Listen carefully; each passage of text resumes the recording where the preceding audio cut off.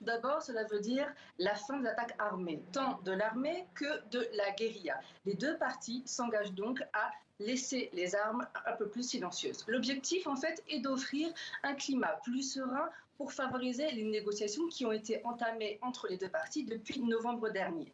Vous l'avez dit, l'ELN est la dernière guérilla active du pays et c'est aussi la plus importante en nombre. On imagine plus ou moins et on estime à 6 000 le nombre de personnes qui sont encore actives avec l'ELN. Donc, selon le président Gustavo Petro, cette cessez-le-feu d'aujourd'hui est un engagement, c'est une première étape réelle vers des accords de paix qui permettraient donc de sortir de manière définitive du conflit armé en mai 2025. Mais bien sûr, c'est loin. Avant cela, il y a de nombreuses étapes. Donc, pour ce cessez-le-feu de 6 mois, plusieurs organisations sont à pied d'œuvre pour contrôler et garantir le respect de l'accord, à commencer par l'ONU, qui a voté hier tout juste le prolongement de sa présence ici en Colombie pour faire partie du processus.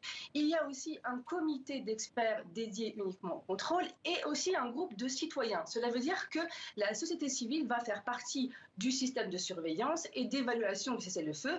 Dans quelques heures d'ailleurs, ils vont se retrouver à Bogota avec le président pour faire partie de ce conseil et puis surtout pour présenter leurs idées et ainsi officialiser le cessez-le-feu. Et justement, comment tout ça est accueilli par les Colombiens et les Colombiennes?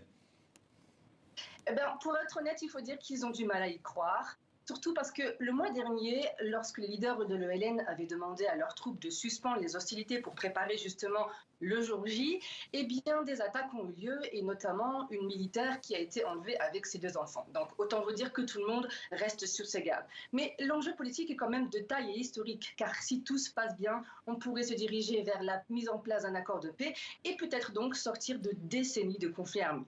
Ce serait donc une grande victoire pour le premier président de gauche du pays, car il mise tout sur cet accord de paix, il mise toute sa stratégie de paix totale pour pouvoir prouver à la Colombie que la paix totale est possible. Donc le succès avec l'ELN est très important pour lui. Les précisions à Medellín de Nadjet Benrabah. Merci à vous.